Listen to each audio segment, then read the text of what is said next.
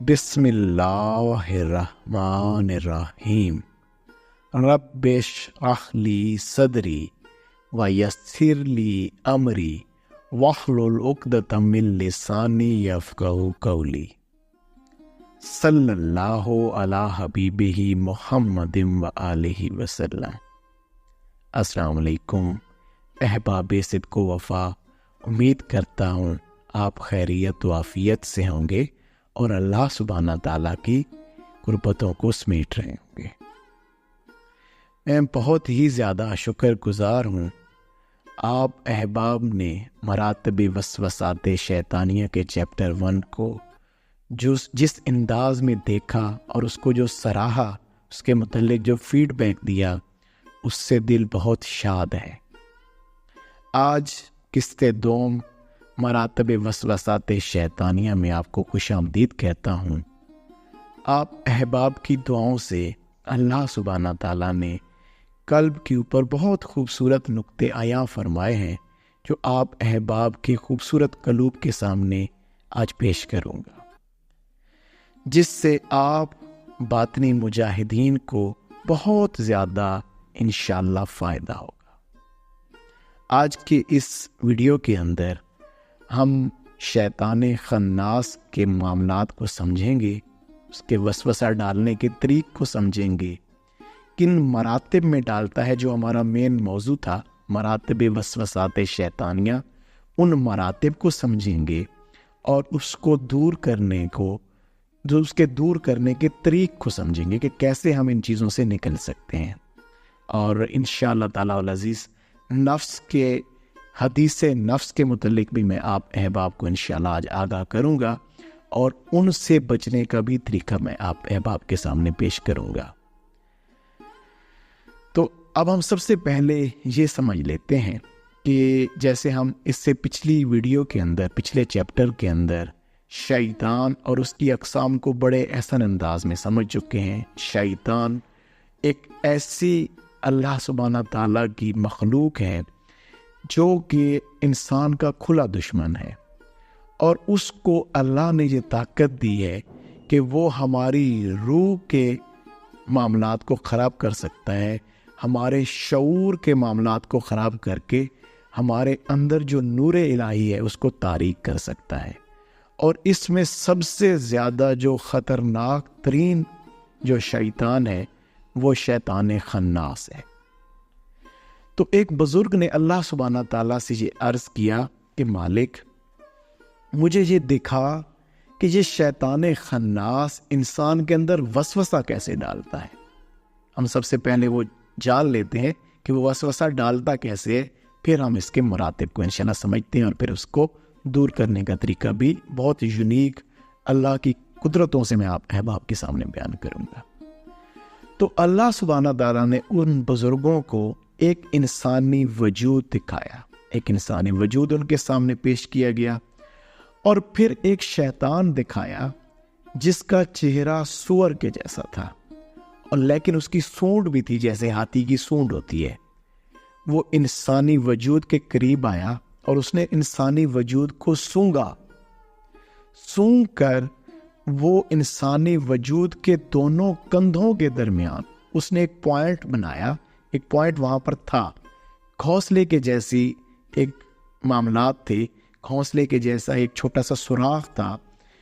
اس نے اپنی سونڈ کو اس انسانی وجود میں داخل کیا، اور انسان کے سینے کے اندر جا کے اس نے وہ مقام تلاش کیا جو قلب کے قریب ہے، اور وہاں پر اس نے اس وسوسے کو ڈالا۔ لیکن اس کو یہ مشاہدہ کرایا گیا ان بزرگوں کو کہ اگر اس قلب کے اندر اللہ کا ذکر ہو رہا ہوتا ہے تو وہ فوراً سے اپنی سونڈ پیچھے کھینچ لیتا ہے، کیونکہ اللہ کے نور و تجلیات جیسے اترتے ہیں تو وہ ان کو برداشت نہیں کر سکتا، تو وہ اپنی سونڈ کو پیچھے کھینچ لیتا ہے۔ اسی لیے اس کا نام خناس ہے، پیچھے ہٹنے والا۔ اور یہ اپنا وسوسہ کہاں پر ڈال رہا ہے؟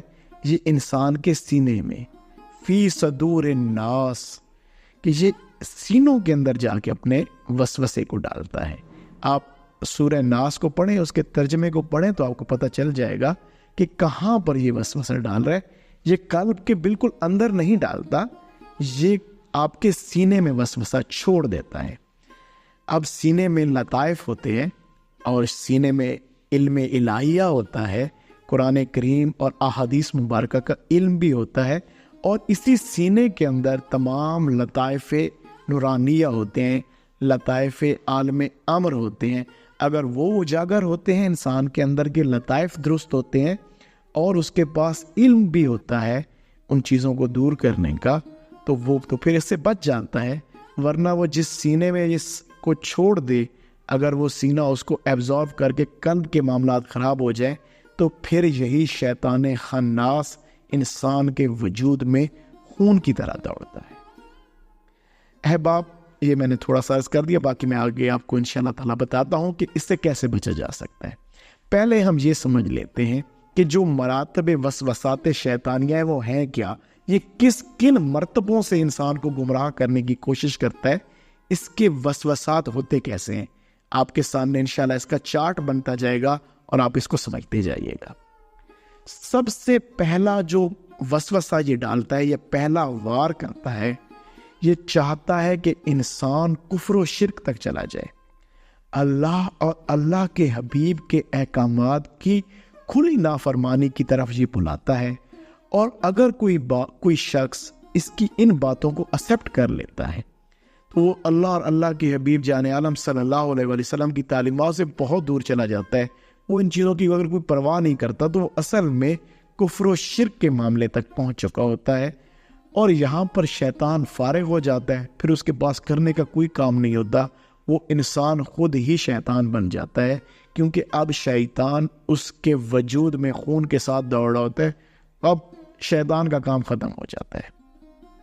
نمبر 2, بدعت سیئہ.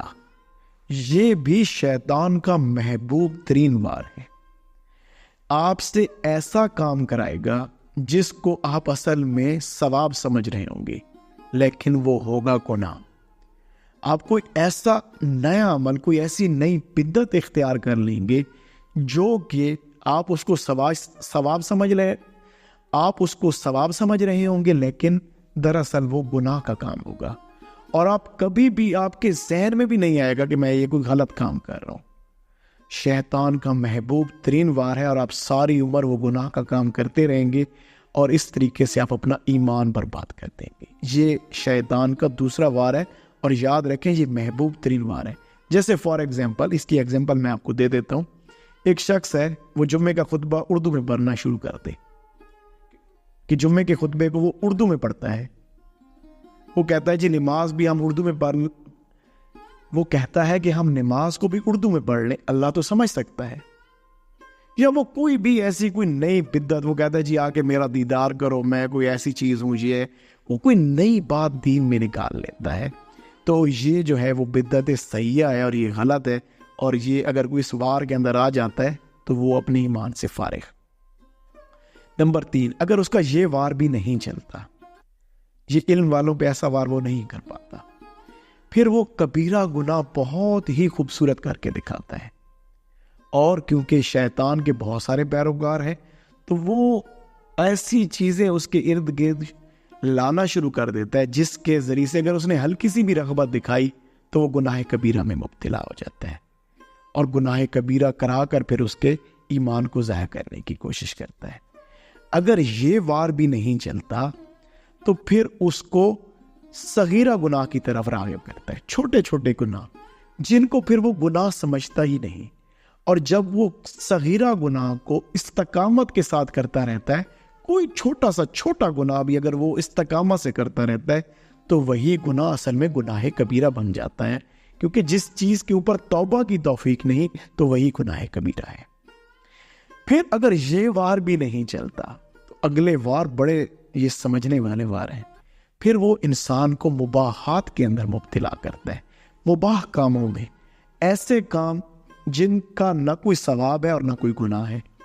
بھائی بیٹھ کے کرکٹ دیکھو, بھائی بیٹھ کے کوئی اور ایکٹیویٹی کرنا شروع کر دو, باہر جا کے ایسے گھومنا شروع کر دو, جا کے کوئی نیا کام کرنا شروع کر دو, ایویں فضول لغویات باتیں کرنا شروع کر دو. بس اپنا ٹائم ویسٹ گیمز کھیلنا شروع کر دو, کوئی ویب سیریز دیکھنا شروع کر دو, کوئی موویز دیکھنا شروع کر دو, ایسے یعنی کہ غلط موویز نہیں, کوئی عام سی موویز, لیکن ٹائم ویسٹ ہو رہا ہے. تو اب وہ آپ جب دیکھتے ہیں نا, وہ پچھلے 4 واروں میں سے کوئی وار اس کا نہیں چلا, تو پھر وہ ان واروں سے آپ کو آپ کے معاملات کو خراب کرنے کی کوشش کرتا ہے, آپ کے ٹائم کو ضائع کرنے کی کوشش کرتا ہے. وہ سلطان بہو رحمۃ اللہ علیہ کا بہت خوبصورت شعر ہے, یہاں پہ سمجھنے کے قابل ہے. جو دم غافل 100 دم کافر, سن مرشد اے سمجھایا ہو. کہ وہ آپ کو غافل کرنے کی کوشش کرتا ہے کہ اگر آپ خاموش بیٹھیں گے تو خاموشی بھی تو عین عبادت ہے, لیکن وہ آپ کو ایسے مباح کام میں لگاتا ہے کہ اس کو نہ فائدہ ہو نہ نقصان ہو, لیکن یہ فائدے کا کام نہ کرے. اگر یہ وار بھی اس کا نہیں چلتا تو اگلا وار بڑا خطرناک ہے. وہ انسان کو افضل عمل سے محروم کر کے چھوٹے عمل کی طرف لے کر آتا ہے. فار ایگزامپل, کہیں پر کوئی دینی مسئلہ سیکھنے کی بات ہے, کوئی علم کی بات سیکھنے کی بات ہے, آپ نے اس ٹائم نفل شروع کر دیے, آپ نے اس ٹائم کو اپنی بیٹھ کے تسبیحات شروع کر دی. بھائی وہ بہت افضل عمل تھا. آپ ایک جو ہے نا, ایک کوئی دین کا مسئلہ سیکھ لیتے, وہ آپ کی پتہ نہیں کتنے سالوں کی عبادت سے زیادہ افضل تھا. آپ کوئی ایک علم کی بات, کوئی ایک حدیث مبارکہ سیکھ لیتے, کوئی ایک قرآن کی آیت سیکھ لیتے, نہ جانے کتنی بڑی عبادات سے وہ بات افضل تھی. لیکن آپ نے اس ٹائم کو افضل عمل کو چھوڑ کے چھوٹے عمل کو اختیار کیا. شیطان اس طریقے سے بھی انسان کا نقصان کرتا ہے. اب یہ دیکھیں نا, یہ 6 آپ کے سامنے, یہ میں نے جو چارٹ میں لکھ دیے, یہ 6 ہیں. ان میں سے وہ کسی نہ کسی ذریعے سے آپ کے اوپر وہ اپنے ان واروں کو تبدیل کرتا رہتا ہے. کبھی یہ وار کر لے گا, کبھی بدل بدل کے وہ وار کرتا ہے. شیطان کے وسوسے کی سب سے بڑی پہچان یہ ہے کہ وہ بدل بدل کے حملے, کبھی یہ, کبھی وہ, کبھی وہ, کبھی وہ, ایک جگہ پہ وہ فکس نہیں ہوتا. وہ اپنے دیکھتا ہے کہ اگر اس مرتبے میں نہیں آ رہا تو کوئی اور مرتبہ اختیار کروں. تو یہ خطرناک ہوتا ہے, لیکن اتنا نہیں, کیونکہ یہ جب دیکھتا ہے کہ میرا ایک وار نہیں چل رہا تو پھر دوسرے وار کی طرف بڑھ جاتا ہے. تو لہٰذا ہم نے یہ سمجھ لینا ہے کہ اگر بدل بدل کر ہم پر کوئی وسوسات آ رہے تو یہ شیطان خناس کا کام ہے. لیکن اب میں آپ کو یہاں پر اس سے بچنے کا طریقہ بتاؤں گا. آج اللہ نے اتنی خوبصورت بات میرے قلب کے اوپر اتاری. دیکھیے اے باپ, ہم جب شیطان کس طرح سے وسوسے آتے ہیں تو آپ کرتے کیا ہیں؟ سب سے پہلی چیز تو انسان اپنے آپ کو اللہ کی پناہ میں دیتا ہے. جب ہم تعوذ پڑھتے ہیں, ہم اللہ کی پناہ میں اللہ سے پناہ مانگتے ہیں, اللہ مجھے اپنی پناہ میں لے لے, مجھے شیطان سے بچا لے, مجھے اپنی اچھا, اب آپ اللہ کی پناہ میں چلے گئے ہیں. بھائی جب انسان نے ایک اتنی بڑی ہستی کی پناہ مانگ لی ہے, پھر آپ شیطان سے کیوں الجھ رہے ہیں؟ اب آپ اللہ کے پیچھے کھڑے ہیں, اللہ آپ کے سامنے ہے, آپ اللہ کی پناہ میں, اللہ شیطان کے مقابلے میں آپ کے سامنے ہے. اب آپ اپنی توجہ اللہ کی طرف رکھیں. اب آپ نے اپنی توجہ شیطان کی طرف نہیں رکھنی, کیونکہ اب اللہ کا کام ہے آپ کو شیطان سے بچانا. تو اب آپ نے شیطان کو اگنور کر کے اپنی توجہ کو اللہ کی طرف کرنا ہے. اصل میں جو شیطان کے وسوسات سے جو شخص بچتا ہے, صرف وہی شخص بچ سکتا ہے جو اپنی توجہ کو شیطان سے ہٹا لے, اس کو اگنور کر دے اور اپنی توجہ کا رخ اللہ سبحانہ تعالیٰ کی طرف کر دے. یہ ہے کامل پناہ میں آنا. اصل میں ہم اللہ کی پناہ میں آتے ہی نہیں, ہم منہ سے کہہ دیتے ہیں لیکن ہم اللہ پہ بھروسہ نہیں کرتے. جب کوئی شیطان وسوسہ ڈالتا ہے, ہم اپنی توجہ شیطان کے وسوسے اس کے ساتھ لڑنا شروع کر دیتے ہیں. بھائی اب آپ نے اس کو اگنور کرنا تھا اور اپنی توجہ کو اللہ کی سمت رکھنا تھا, لیکن آپ اگر یہ نہیں کریں گے تو آپ کے معاملات خراب ہوں گے. ایک شخص نے بہت عرصہ علم حاصل کیا, ایک فقیر کے پاس بھی وہ جاتا تھا. جب اس کا علم مکمل ہوا تو وہ اپنے گھر شہر کو واپس جانے لگا. تو فقیر نے پوچھا, یار مجھے بتا, کیا تیرے گھر میں وہاں پر جہاں اس شہر میں رہتا ہے وہاں شیطان ہے؟ تو انہوں نے کہا جی بالکل ہے شیطان. تو انہوں نے فرمایا کہ کیا وہ وسوسے بھی ڈالتا ہے؟ انہوں نے کہا جی حضور بالکل وسوسے بھی ڈالتا ہے.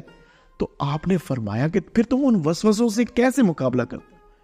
تو انہوں نے فرمایا میں جی اپنے علم کے ذریعے سے اس کے ساتھ مقابلہ کرتا ہوں. آپ نے فرمایا نہیں, آپ سمجھو بات کو کہ ایک شخص ہے وہ اپنی بھیڑیں لے کر جا رہا ہے، بکریاں لے کر جا رہا ہے ان کو چرانے کے لیے، راستے میں ایک کتا بھونک رہا ہو، تو کیا وہ شخص رک کے اس کتے کے ساتھ مقابلہ کرنے لگ جائے گا، بھونکنے لگ جائے گا؟ انہوں نے کہا نہیں جی، وہ تو اپنی بکریاں چرائے گا۔ انہوں نے فرمایا تو اپنی بکریاں چرا، تیری توجہ اپنے کام پر ہو، وہ چاہے وسوسات ڈالتا رہے، تم نے اسے اگنور کرنا ہے۔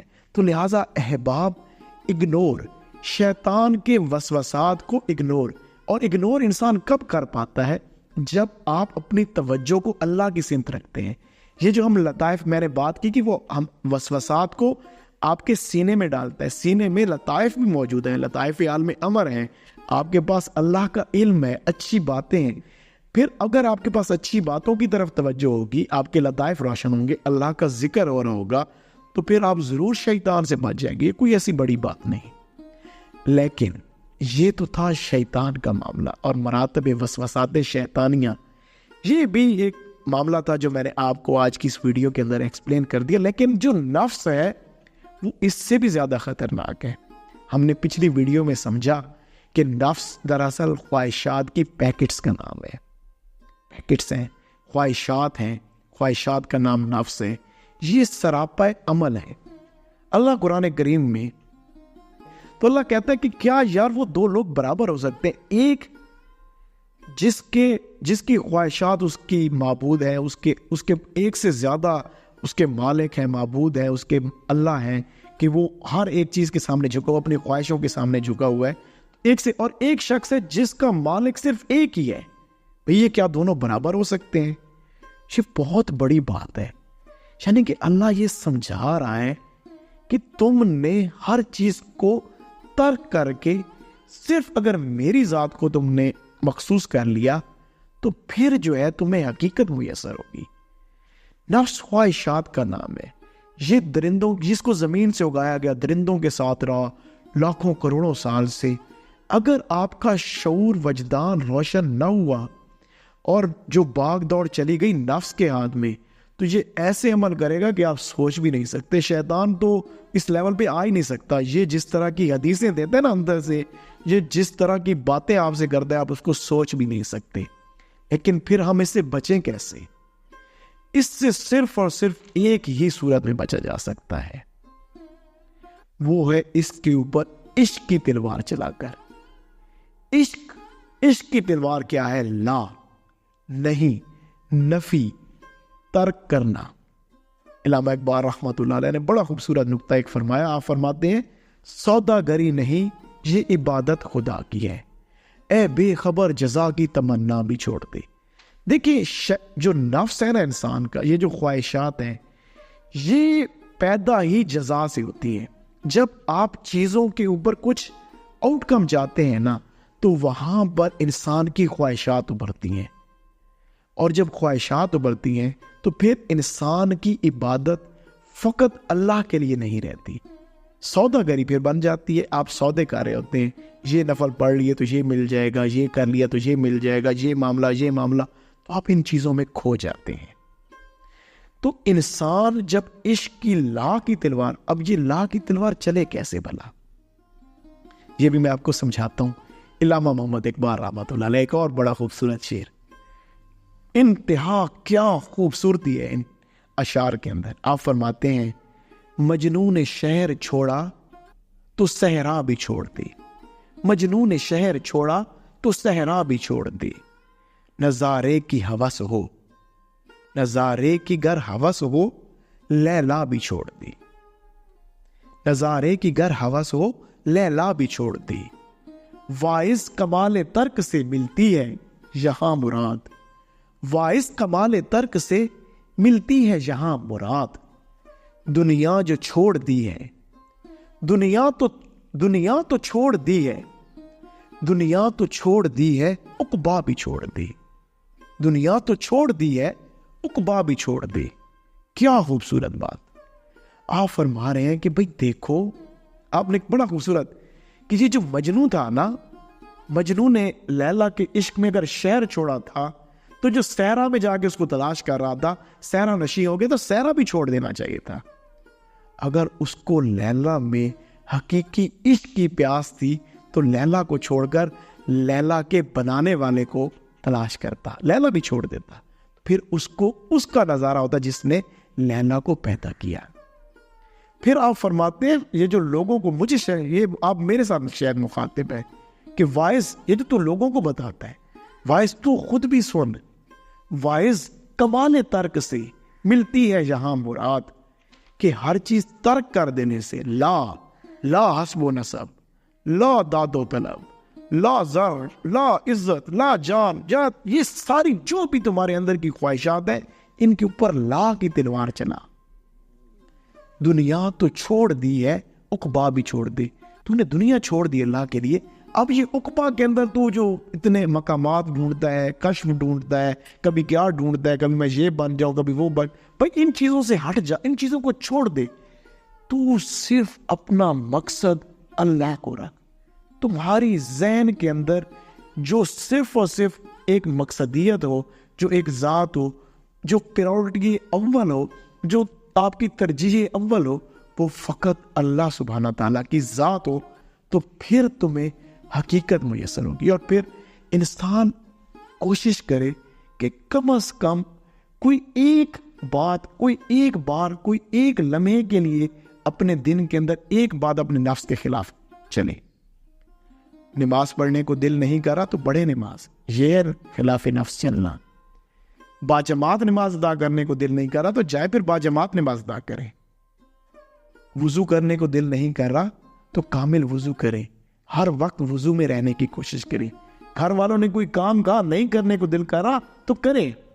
بہت ٹھنڈا پانی پینے کو, شربت پینے کو دل کر رہا ہے تو گرم پانی پی لے. زیادہ کھانے کو دل کر رہا ہے, کم کھانا کھا لے. کسی کی بات سننے کو دل نہیں کر رہا تو اس کی بات سنے نا, وہ شاید آپ کا خیر خواہ ہے. اچھی بات, جس طریقے سے ہم آپ کی طرف باتیں بھیجتے ہیں, اکثر بعض اوقات قلبی کیفیت نہیں ہوتی تو انسان کا دل نہیں کرتا, تو اس وقت سننے کا ٹائم ہوتا ہے اصل میں. ایک چھوٹا سا خوبصورت سا واقعہ یہاں پہ پیش کر کے میں اپنی اس بات کو ختم کروں گا کیونکہ ویڈیو پھر زیادہ لمبی ہو جائے گی. ایک شخص تھا, وہ کافر تھا, اور وہ ایک صوفی بزرگ کے پاس پہنچا, اور اس کے اندر اللہ نے اس کو اتنی طاقتیں دی تھی کہ وہ ہوا میں اڑتا تھا. ہوا میں اڑتا, بڑے کشف و کرامات, جن چیزوں کی اگر آج شاید کسی کو مل جائے تو شاید پوری دنیا اس کو پتہ نہیں کیا سمجھ بیٹھے. اس وقت ایک کافر کو اللہ سبحانہ تعالیٰ نے یہ سب کچھ عطا کیا ہوا تھا. یہ مل جاتی ہے اگر مجاہدہ کیا جائے. اس نے اتنا لطیف کر لیا اپنے جسم کو, ہواؤں میں اڑتا, کشف و کرامات دکھاتا, بہت کچھ. تو وہ صوفی بزرگ کے پاس جب پہنچا تو ان بزرگوں نے اسے کوشچن کیا کہ تمہیں یہ جو اتنا معاملہ ملا ہے, یہ جو اتنا مقام مرتبہ مل گیا ہے, یہ کیسے ملا ہے؟ اس نے کہا حضور میں جو ہے نا اپنے نفس کے خلاف چلا ہوں. میرا دل جب کھانے کو کرتا تھا میں اپنے نفس کو کھانا نہیں دیتا تھا, بہت کم دیتا تھا. پانی کو ٹھنڈے کو دل کرتا میں گرم دیتا. میں اپنی خواہشات کے اس قدر مخالفت میں چلا کہ چلتے چلتے خواہشات کے مخالفت میں چلنا میری عادت بن گئی. اور پھر مجھے یہ مرتبہ نصیب ہوا کہ میں جو ہے اس طریقے سے اللہ سبحانہ تعالیٰ نے مجھ پہ اتنا کرم کر دیا کہ مجھے یہ سارا سب کچھ مل گیا. تو آپ نے پھر بڑی خوبصورت بات فرمائی. آپ نے فرمایا اب تو اپنی بات میں ہی پھنس گیا کہ تو نے ساری عمر خلاف نفس چلی ہے. چل میں تجھے اب ایک بات کہتا ہوں, اب دیکھتا ہوں کہ تو خلاف نفس چلتا ہے کہ نہیں. آپ نے فرمایا کہ چل پڑھ پھر کلمہ حق اور مسلمان ہو جا. جیسے اس نے یہ بات سنی تو وہ خاموش ہو گیا. آپ نے فرمایا ساری عمر تو خلاف نفس چلا ہے, اب دیکھ کیا تیرا نفس تجھے یہ پڑھنے پہ مائل کر رہا ہے یا اسے روک رہا ہے. جب اس نے دیکھا کہ واقعی اس کا نفس اس کو روک رہا ہے, اس نے جذبات میں آ کے کلمہ حق پڑھ دیا اور مسلمان ہو گیا. پھر جب مسلمان ہوا, جب کلمہ حق پڑھا, روح تو پہلے سے لطیف تھی لیکن صرف ایمان کی دولت نصیب نہیں تھی. اللہ نے جب ایمان دیا تو روحانیت بھی اعلیٰ درجات پہ چلی گئی, اللہ کا قرب بھی مل گیا, اللہ کے ساتھ تعلق, روح کا معاملہ, رشتہ بھی استوار ہو گیا. تو اس صوفی بزرگ نے فرمایا کہ دیکھ تو صرف پہلے ہواؤں میں اڑتا تھا, تیرے معمولی سے اس عالم ناسوت میں کشف و کرامات تھے. جا اب تیری روح ان آسمانوں کو چیر کے اڑتی پھرے گی. اب ذرا اللہ کی طرف توجہ کر کے دیکھ کیسے تیری روح اس عالم ناسوت سے نکل کر عالم لاہوت میں جاتی ہے, کیسے اس عالم سے نکل کر یہ جو عالم تمہیں نظر آ رہا ہے ظاہراً عالم ہے, یہ پوشیدہ عالموں کی یہ کیسے سیر کرتی ہے. اب جا تو احباب پھر اسے یہ بھی فرمایا ہاں یہ جو سب کچھ تجھے ملا ہے یہ تجھے خلاف نفس چل کے ملا ہے، چیزیں ترک کر کے ملا ہے۔ تو ہم نے بھی یہی کوشش کرنی ہے، ہم کوئی بہت ایک ہی دن میں سب کچھ نہیں کریں گے، تھوڑا تھوڑا کر کے کوشش تو کریں، اپنے نفس کے خلاف آپ میں ہم چلنے کی کوشش کریں گے۔ آج کے اس موضوع کے اندر ہم نے وسوسات شیطانیہ کے مراتب کو سمجھا، شیطان خناس کے معاملات کو سمجھا کہ کیسے وسوسہ ڈالتا ہے اور کیسے ان سے بچا جائے، اور پھر ہم نے نفس کے معاملات کو سمجھا اور نفس سے بھی نکلنے کے ترک کر دینا۔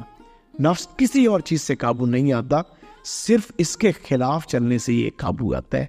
اس کی خواہشات کو تھوڑا تھوڑا کر کے آہستہ آہستہ اس کو درجہ بدرجہ ٹھیک کریں۔ ایسے نہیں ہے نفس پہلے امارہ ہوتا ہے، بہت زیادہ جو ہے نا وہ دنیا کی طرف رغبت رکھنے والا اور اللہ کے حبیب کی کوئی بات نہ سننے والا، پھر لوامہ، پھر ملہمہ، پھر مطمئنہ، پھر کاملہ، پھر راضیہ، پھر مرضیہ۔ تو اس طریقے سے پھر یہ درجہ بدرجہ ٹھیک ہوتا چلا جاتا ہے، ایک ہی دن میں ٹھیک نہیں ہوگا۔ اللہ سبحانہ تعالیٰ آپ کو اور مجھے ان باتوں کو سمجھنے کی توفیق عنایت فرمائے اور اچھی بات کو سن کر دوسروں تک پہنچانے کی توفیق عنایت فرمائے، آمین۔ آج سے ہمارا یہ موضوع ختم ہوا۔ اللہ سبحانہ تعالیٰ ہمیں ان معاملات کو احسن انداز میں سمجھ کر اپنی ذات پر امپلیمنٹ کرنے کی توفیق دے۔ السلام علیکم۔